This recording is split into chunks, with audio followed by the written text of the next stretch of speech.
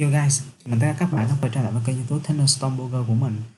Và trong video của ngày hôm nay, mình sẽ mang đến cho các bạn các trận đánh Go Battle League thuộc khuôn khổ giải Great League Open trong những ngày cuối cùng của mùa giải ngày hôm nay.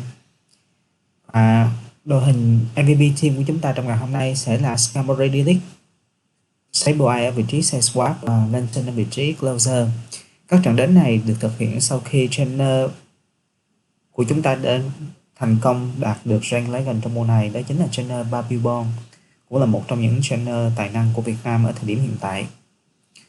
Trong video của ngày hôm nay thì cũng sẽ có những trận đánh mà trainer của chúng ta thi đấu rất hay, cũng sẽ có những trận đánh mà anh ấy đã mắc những sai lầm, thì mình sẽ phân tích kỹ ở những trận đánh mà anh ấy mắc sai lầm đó để tìm cho các bạn những hướng mà chúng ta khắc phục khi mà đối thủ của chúng ta có lối đánh tinh quái và khiến cho chúng ta khi trong trạng thái căng thẳng sẽ dễ dàng mắc những sai lầm không đáng có, dẫn đến kết quả là chúng ta không đạt được chiến thắng như mong muốn.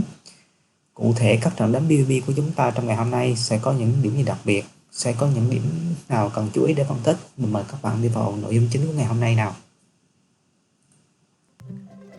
Ở trận đánh đầu tiên chúng ta có Skammory Delic đối đầu với Annihilape. Đây là một league tương đối cân bằng nhưng một tí lợi thế sẽ thuộc về Annihilape, bởi vì Pokemon này Acceptable Shadow Ball và đòn counter Geraro đã bị cao hơn so với Steel Wing.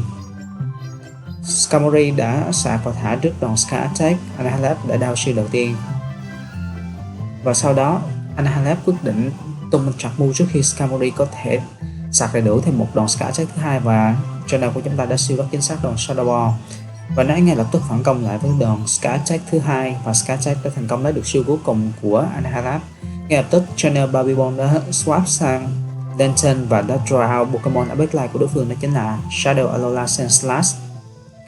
Đây không phải là một matchup quá tệ cho Lantern, dẫu cho Alola Sandslash có thể accept move driven đánh Super Fenty.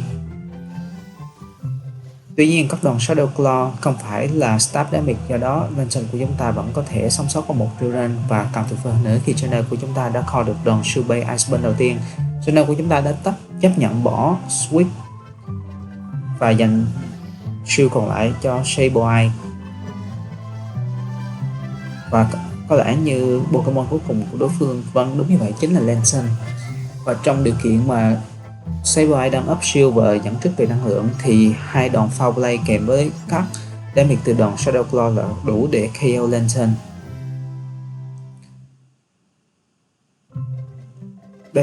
Đây chỉ là đòn save và trainer của chúng ta không cần phải shield. Trainer của chúng ta đã có shield bay rất tốt. Đối phương ngay lập tức quay trở lại với Annihilape và tung đòn Night Slash để lấy được shield cuối cùng của Sable Eye. Trainer của chúng ta ngay lập tức tung Skammory quay trở lại. Đối phương cũng đã mắc sai lầm vì đòn Night Slash này là đủ để KO Skammory. Nếu như đối phương không KO Skammory mà ra lại với Lantern và hoàn toàn farm đam Pokemon này thì sẽ có cơ hội để tung thêm một đòn save lên trên Sable Eye để hạ Pokemon này. Trainer của chúng ta đã mắc một sai lầm tương đối lớn, đó là khi anh ấy hoàn toàn có thể sạc đầy đủ đòn return, và chỉ một đòn return là đủ để có thể hạ lên trên trong Hellrain đó. Mà trainer của chúng ta có lẽ như đã lost count, có lẽ như đã đếm không chuẩn nên quyết định thả đòn Foul Play trước khi đối thủ sạc đầy đủ một đòn sớp, và điều đó đã khiến cho anh ấy thất bại trong trận đấu đầu tiên. Điều này cho thấy rằng việc đếm chuẩn các fast move từ đối phương, đếm và ghi nhớ các fast move từ phía Pokemon của đối phương là cực kỳ quan trọng trong những trận đấu mang tính chất căng thẳng và với các đối thủ ở đẳng cấp Legend. Chuyển sang trận đấu tiếp theo, chúng ta có Mirror Skammory Delic, và trong Mirror Fight thì mình cho rằng Internet Connection chính là điều quan trọng nhất, bởi vì chỉ việc bị chậm một fast move do lag thôi thì bất kỳ một trainer nào cũng có thể phải trả giá trong những kèo mà Shadow Skammory đi Mirror. Đây là đòn Sky Attack thứ hai đánh từ Skammory của đối phương, và trainer Babybon đã quyết định tung ra đòn Brave Bird từ Skammory và đã lấy được shield đầu tiên thành công từ phía đối phương. Trainer của chúng ta quyết định sạc, tung ra Sable Eye và ngay lập tức tung đòn Foul Blade để CMB của Skammory, và đấy đã thành công thắng CMB và hạ gục được Skarmory của đối phương. Pokemon thứ hai của đối phương chính là Superior. Đây không phải là một câu trả lời ổn cho Sableye đang up shield, và trong điều kiện đang dẫn có lợi thế về shield thì Sableye hoàn toàn có thể đa một shield và tung ra thêm một đòn Foul Blade nữa để KO Superior. Mình cho rằng trong Hell Rank này của Superior thì một đòn Foul Blade nữa sẽ là đủ, và Foul Blade đã lấy được shield cuối cùng của Superior. Trainer của chúng ta đã chơi tốt khi quyết định quay trở lại với Skarmory để catch chính xác đòn Frenzy Blade. Đồng thời draw out Pokemon cuối cùng của đối phương chính là Dragonair. Với việc Shadow Dragonair chính là Pokemon Closer thì trainer của chúng ta hoàn toàn có thể thất bại trong game đấu này, bởi vì các đòn Spark đến từ phía Lantern cũng như các shot moveset và Thunderbolt không thể đánh Super Effective, thậm chí là neutral lên trên Dragonair. Thế nhưng mình nghĩ trainer của chúng ta nên tung Sableye vào, bởi vì trong Hell Rank đó của Sableye thì có lẽ chỉ cần thêm 4 hay 5 Fast Move Shadow Claw là có thể đạt thêm được một. Đúng như vậy, trainer của chúng ta chỉ cần 4 Fast Move là có thể đến được một đòn Foul Play thứ hai, và trainer của chúng ta đã mắc sai lầm khi không tung Sableye vào để chiến đấu với Dragonair đến từ phía đối phương. Điều đó đã dẫn đến thất bại trong game đấu lần này. Chuyển sang game đấu tiếp theo, bởi vì đây là các game đấu ở Rank Legend với mức elo đều là 3.000 cộng nên chúng ta sẽ phải mất tương đối là khá thời gian trong việc fight matchup các bạn ạ. Xem thử đối thủ của chúng ta sẽ là ai và đi team như thế nào. Chúng ta có Skarmory Delete đối đầu với một click vô cùng thảm họa, đó chính là Lantern. Ngay lập tức trainer của chúng ta đã swap sang Sableye. Với Hell Rank này của Sableye thì anh ấy hoàn toàn có thể sạc được một đòn Foul Play và một đòn Return. Đòn Foul Play đầu tiên đã thành công lấy được shield của Gasslaw, và có lẽ như trainer của chúng ta sẽ kịp thời sạc thêm một đòn Return nữa. Đúng như vậy, anh ấy đã thắng CMB của Gasslaw, và đòn Return đã thành công lấy được shield cuối cùng của đối thủ.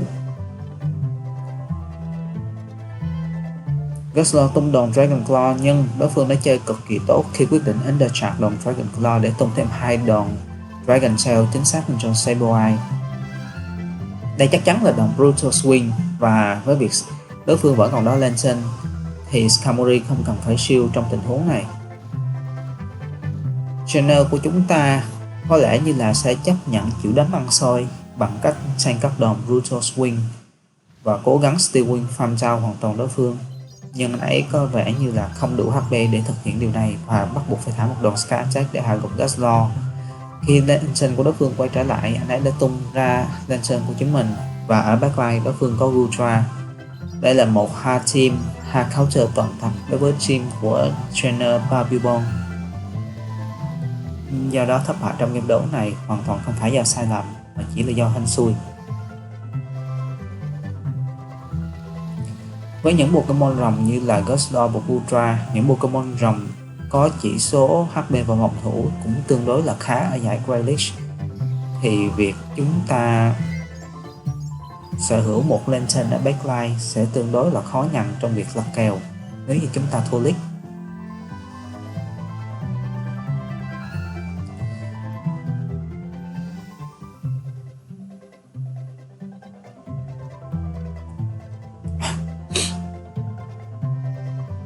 Chuyển sang game đấu tiếp theo, chúng ta có Skarmory Delete đối đầu với Dewgong, một league tương đối là cân bằng.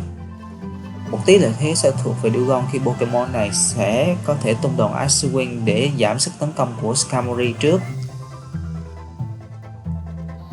Và sau khi bị dính đòn Ice Wing, nếu như Skarmory tung đòn Brave Bird thì cũng sẽ không gây ra quá nhiều vấn đề cho Dewgong, bởi vì đây là một Pokemon rất trâu và attack của Skarmory đã bị giảm đi một bậc. Trainer của chúng ta sau khi tung đòn Brave Bird thì chúng đã quyết định swap sang Sableye, và Sableye đã chấp nhận sang một đòn Ice Wing đến từ phía Dewgong. Đối phương cũng đi Sableye nhưng lại là Shadow Sableye, và với việc đang up năng lượng thì trainer của chúng ta sẽ có lợi thế trong việc quyết định xem. Vâng, như vậy là anh ấy đã quyết định chấp nhận thua Swift, có lẽ là anh ấy sẽ chọn quay trở lại với Skarmory để hoàn toàn farm down Sableye của đối thủ, chấp nhận một shield down để có thật nhiều năng lượng chiến đấu với Dewgong nếu như Pokemon này quay trở lại. Đồng Foul Play đã được chặn lại bởi Skarmory. Với việc đang có nhiều năng lượng dẫn trước thì trainer của chúng ta hoàn toàn có thể tung thêm một vài đòn Steel Wing và tung ra các Fast Move. Trainer của chúng ta đã quyết định trữ 2 đòn, mình cho là 2 đòn Sky Attack để có thể chiến đấu với Trevenant khi Pokemon này quay trở lại. Với một matchup mà Lantern đối với Trevenant trong kèo có siêu thì đây cũng không phải là một matchup quá tệ cho Lantern. Nếu như các bạn nhìn ở về thuộc tính các hệ thì rõ ràng Lantern sẽ là một bất lợi rõ ràng trong kèo đấu với Trevenant. Tuy nhiên với việc đối phương đã mắc sai lầm khi down một siêu để chặn đòn surf đến từ phía Lantern thì Skarmory có thể thoải mái để tung ra một đòn Sky Attack và kèm theo đó là một đòn Brave Bird để vừa lấy một shield, và cuối cùng là đòn Brave Bird đã đi trúng đích vào Trevenant. Very good game, channel của chúng ta đã có một game đấu hay.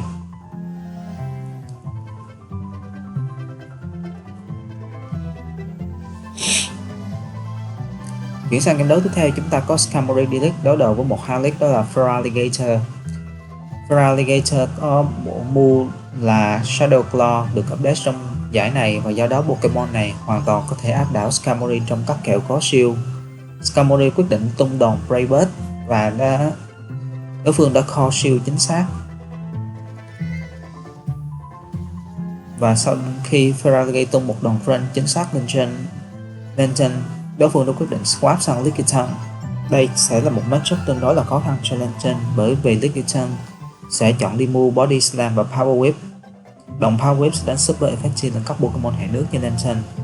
Trainer của chúng ta đã chấp nhận change một đòn Power Whip và thả một đòn Surf. Có lẽ đòn Surf này sẽ đưa Lickitung vào trong Hell Rain mà Skarmory có thể farm down. Đối phương đã chơi tốt khi quyết định để cho Lantern thực hiện thêm một vài Fast Move để cho HP của Lickitung vào bụng mà Skarmory không thể farm được quá nhiều. Đối phương quyết định tung ra Pokemon cuối cùng đó chính là Bastiodon, và đây sẽ là một Pokemon tương đối là khó nhằn cho cả hai Pokemon còn lại của trainer Babybon. Đòn Storm đã được chặn lại bởi Sableye. Pokemon Sableye quyết định tung đòn Foul Play đầu tiên và Foul Play đã đi trúng đích. Trong Hell Rank này thì mình cho rằng trainer của chúng ta không còn quá nhiều cơ hội, bởi vì Bastiodon là một Pokemon quá trâu, có thể dễ dàng sang thêm 2 đòn Foul Play kèm theo các hơn chục move Fast Move Shadow Claw một cách vô cùng dễ dàng. Và bên cạnh đó đối phương cũng vẫn còn Feraligatr vô cùng khỏe mạnh và có sẵn sàng 2 chart move, cho nên của chúng ta đành phải chấp nhận bỏ cuộc trong game đấu này.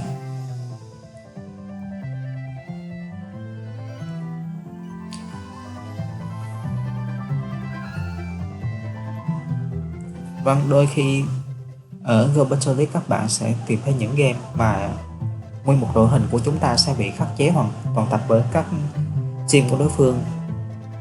Điều này sẽ không thể tránh khỏi trong quá trình chúng ta leo lên hình các bạn ạ.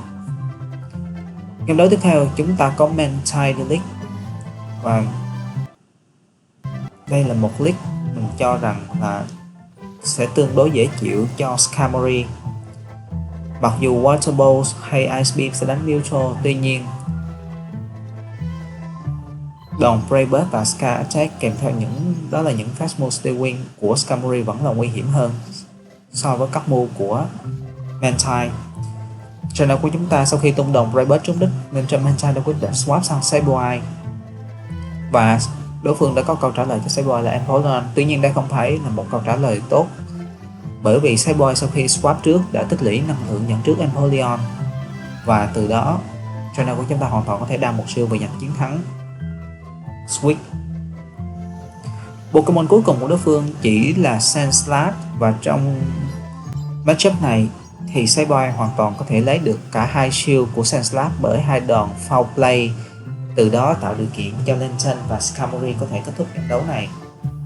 trainer của chúng ta chấp nhận thanh đòn Iceburn về để cho Sandslash hạ gục Sableye và anh ấy tung ra Skarmory để tung đòn Braybird. Đòn Braybird là một đòn tấn công hệ bay tương đối mạnh, dẫu cho nó có Reflective cũng sẽ gây ra một lượng đam rất lớn lên trên Sandslash. Và sau khi đối phương đã đao siêu cuối cùng để chặn đòn Braybird thì trainer của chúng ta đã quyết định tung ra Pokemon cuối cùng, đó chính là Lantern. Và anh ấy cũng đã call siêu bay đòn Iceburn cực kỳ tốt. Đối phương nhận ra họ không còn bất kỳ cơ hội nào để giành chiến thắng và họ đành phải bỏ cuộc. Đó là good game.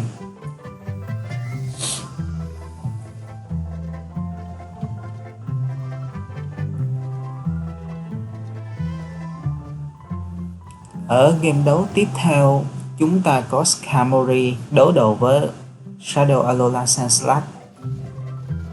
Đây là một matchup mà Skarmory theo như mình nghĩ vẫn có lợi hơn đôi chút, dẫu cho Sandslash trong các kèo có siêu sẽ giành chiến thắng trước Skarmory, đặc biệt là Shadow Alola Sandslash. Tuy nhiên các đòn Steel Wing vẫn mang stab damage và đặc biệt là đòn Braybird sẽ là một mối nguy hiểm trực tiếp lên trên Sandslash. Trainer của chúng ta đã swap sang lên trên với hy vọng là sẽ catch được Iceburn. Tuy nhiên theo như mình nghĩ đây chính là một sai lầm, bởi vì đối phương chắc chắn sẽ sạc được 2 Moon Drill Run, từ đó có thể bào được cả 2 shield từ trainer Papillon của chúng ta. Và sau đó đối phương đã quyết định swap sang Anahalat. Với việc Lantern đang up năng lượng dẫn trước thì trainer của chúng ta hoàn toàn có thể hy vọng rằng giành chiến thắng Switch hoặc là lấy được siêu cuối cùng của đối thủ. Đòn shot đầu tiên đã đi trúng đích và đòn shot thứ hai tiếp tục đi trúng đích. HP của Anahalat đang còn rất thấp và Anahalat bắt buộc phải tung chặt luôn ngay lập tức, và đó chính là Shadow Ball. Trainer của chúng ta ngay lập tức swap sang Sableye và kết liễu Anahalat. Tuy nhiên ở backline đối phương vẫn còn đó một Mantine vô cùng khỏe mạnh, và với việc Lantern đang còn quá ít HP thì mình cho rằng trong game đấu này trainer của chúng ta khó lòng có thể giành được chiến thắng. Đòn foul play đến từ phía Sableye đã thành công lấy được shield của Mantine, và mình cho rằng sau khi đòn Aerial Ace này đi trúng đích thì đối phương sẽ ngay lập tức swap sang, đúng như vậy, đối phương đã swap sang Sandslash và Sableye bắt buộc phải tung đòn foul play ngay lập tức. Foul play không thể hạ gục được Sandslash và trainer của chúng ta có lẽ bắt buộc sẽ phải tung ra Skarmory. Tuy nhiên với việc đang có rất nhiều năng lượng nhận trước thì một đòn Braybird từ Skarmory sẽ giúp trainer của chúng ta lật ngược được tình thế.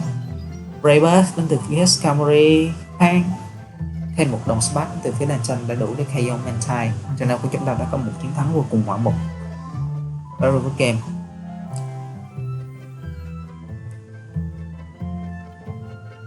Đấu tiếp theo, chúng ta có Skarmory đối đầu với Shadow Dragonite, một league tương đối tốt. Nếu như trainer của chúng ta có thể siêu chính xác đòn Super Power thì đây sẽ là một game đấu mà trainer của chúng ta có lợi thế toàn tập, và anh ấy đã mắc sai lầm khi đối phương có lẽ như trainer của chúng ta đã không count chuẩn xác.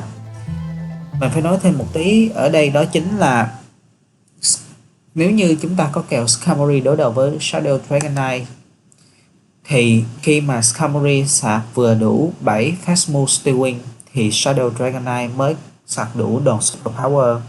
Trước khi Skarmory có đầy đủ 7 Fast Move Steel Wing mà Dragonite đã quyết định thả chọc move thì nó chắc chắn chỉ là đòn Dragon Claw và chúng ta không cần phải shield. Ở đây trainer của chúng ta đã mắc sai lầm khi quyết định shield không chuẩn xác, và điều này có thể dẫn đến việc anh ấy có thể thất bại trong game đấu lần này. Đặc biệt là khi anh ấy đã quyết định swap sang Sableye để đối đầu với Dragonite. Sableye sau khi tank một đòn Dragon Claw đã còn rất ít HP, và trainer của chúng ta đã quyết định tung một đòn foul play lên trên Pokemon thứ hai của đối phương là Lantern. Đối phương đã counting vô cùng chuẩn xác và quyết định tung đòn surf trước khi Sableye có thể sạc thêm được một đòn foul play thứ hai. Trainer của chúng ta bắt buộc phải tung ra Pokemon cuối cùng, đó chính là Lantern. Và mình cho rằng trong tình huống này trainer của chúng ta cũng đã mắc sai lầm khi quyết định không shield đòn Grass Knot, bởi vì đòn Grass Knot gần như sẽ là move gây ra nhiều damage cho Lantern nhất trong game đấu này. Dẫu cho ở backline anh ấy vẫn còn đó Skarmory, tuy nhiên với việc Lantern còn quá ít HP vẫn còn tầm đâu đó khoảng 40 đến 45% HP thì sẽ là không đủ để chiến đấu với Lantern của đối phương. Skarmory quyết định tung thêm một đòn Sky Attack và Sky Attack vẫn không thể hạ gục được Cresselia. Đòn Moonblast đến từ phía Cresselia kèm theo một đòn Spark đến từ phía Lantern của đối phương là đủ để hạ gục Skarmory của Channel Babybon. Tuy nhiên, Channel của chúng ta vẫn còn cơ hội bởi vì anh ấy vẫn đang up một shield so với đối phương.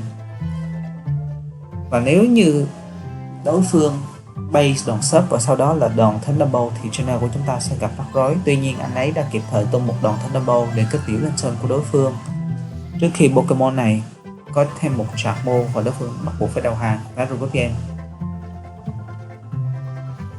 Chuyển sang game đấu tiếp theo, chúng ta có lẽ như là Lantern Elite. Đây là một bad league của Channel của chúng ta ngay lập tức phải swap sang Sableye.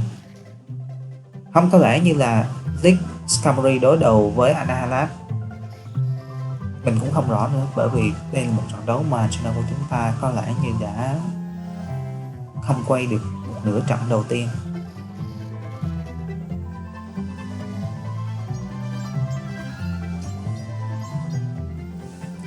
Đòn foul play của Sableye đã khiến cho Lantern còn rất ít HP.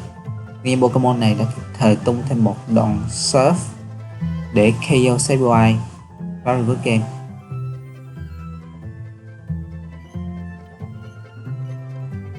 Chuyển sang game đấu tiếp theo,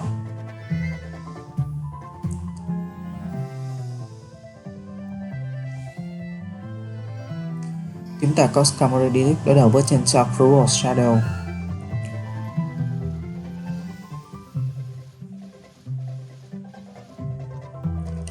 Và Tentacruel dễ dàng có thể outplay Skarmory bởi đòn score đầu tiên, score đi trúng đích và khiến cho HP của Skarmory chỉ còn lại ít hơn 50%. Đòn Brave Burst đến từ phía Skarmory không biết sẽ đi trúng đích hay không. Nếu như đòn này đi trúng đích thì Channel của chúng ta hoàn toàn có thể giành được lợi thế league. Có vẻ như đối phương đã bị lag. Điều này tạo điều kiện cho khi Sableye xung trận, Pokemon này hoàn toàn Shadow Cloud và farm down được Tentacruel. Pokemon thứ hai của đối phương chính là Lickitung. Đây không phải là một good matchup dành cho Sableye, tuy nhiên bởi vì đòn Lick của Lickitung không đánh Super Effective lên Sableye và cũng không phải là Move Stab Damage thì Sableye vẫn có thể có tương đối là nhiều lợi thế. Pokemon cuối cùng của đối phương là Obstacle, một Pokemon vô cùng mới thấy ở các giải Great League Open ở thời điểm hiện tại bởi vì sự trỗi dậy của Anahalab. Sableye quyết định tung đòn Night Slap và Night Slap vẫn chưa thể hạ gục được Sableye. Pokemon này tiếp tục tung thêm một đòn Return và Return đến từ phía Sableye lần này đã đi trúng đích khiến cho HP của Obstacle chỉ còn lại rất ít. Và một đòn Spark đến từ phía Lantern là đủ để hạ gục Pokemon này. Với Harainer của Lantern, Lickitung bắt buộc phải tung đến một đòn Body Slam, một đòn Power Whip để KO Pokemon này. Và với việc Channel của chúng ta vẫn còn một Skarmory tương đối là khỏe mạnh ở backline, chiến thắng trong trận đấu lần này khó lòng tuột khỏi tay Channel Babybon. Lại tiếp tục là một đòn Body Slam đã đến từ phía Lickitung và Channel của chúng ta hoàn toàn có thể farm down Lickitung. Như vậy là Channel chúng ta quyết định chọn Sableye là Pokemon kết liễu trận đánh này và một Steel Whip. Có vẻ như game đang lag. Vâng, chỉ vì một đòn Steel Wing nữa là Channel của chúng ta đã giành chiến thắng trong trận đấu lần này. Good game. Chuyển sang game đấu tiếp theo, chúng ta có Skarmory một lần nữa đối đầu với Shadow Dragonite Deluxe. Và lần này đối phương đã không ở lại với Dragonite mà quyết định swap sang Vigoroth. Vigoroth ở mùa giải hai mùa gần đây đã được accept mua Rock Slide và đây sẽ là không phải một matchup quá tệ cho Vigoroth. Và đặc biệt là đối phương đã call được Shield Bay đòn Sky Attack. Về matchup Vigoroth đối đầu với Lantern thì mình cho rằng đôi chút lợi thế cũng sẽ thuộc về Lantern bởi vì đây là một Pokemon có chỉ số phòng thủ và HP cao hơn Vigoroth rất nhiều. Sau khi hạ gục được Vigoroth thì Pokemon cuối cùng của đối phương chính là Whiscash, và đây sẽ là một matchup tương đối là khó nhằn cho Lantern, đặc biệt là khi đối phương đã quyết định CMB Lantern ở đòn Sharkmu, ngay đòn Sharkmu thứ hai. Trainer của chúng ta đã mắc sai lầm khi quyết định không thả tiếp một đòn sớp lên trên Sableye, và khi Shadow Dragonite quay trở lại thì mình cho rằng một đòn Dragon Claw kèm thêm một vài đòn Dragon Breath nữa là sẽ đủ để hạ gục được Skarmory. Skarmory vẫn sống sót sau đòn Dragon Claw và kịp thời sạc và thả một đòn Scar Attack. Tuy nhiên, với việc ở HP này thì đây sẽ là một miếng mồi ngon cho Whiscash để hoàn toàn phạm đao và sạc được rất nhiều năng lượng. Đòn score đầu tiên đánh lên Sableye đã thành công hạ được sức tấn công của Pokemon này. Trainer của chúng ta tiếp tục sạc và tung đòn Foul Play đầu tiên lấy được shield từ Whiscash. Đây chắc chắn là một đòn score thứ hai, và lần này score đã đi trúng đích. Có vẻ như Whiscash chỉ cần sạc được đầy đủ 2 Mob Bomb nữa là sẽ giành chiến thắng trong game đấu này.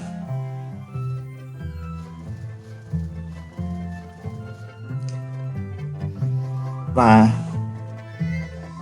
đây là đòn Mob Bomb đầu tiên đã lấy được shield cuối cùng của Sableye, và ở đòn Mob Bomb thứ hai thì Sableye đã kịp thời sạc được đòn Foul Play và CMB đối phương, và Foul Play đã hạ gục được Whiscash, giúp cho trainer của Giáo La nhận được chiến thắng vô cùng ngoạn mục trong game đấu.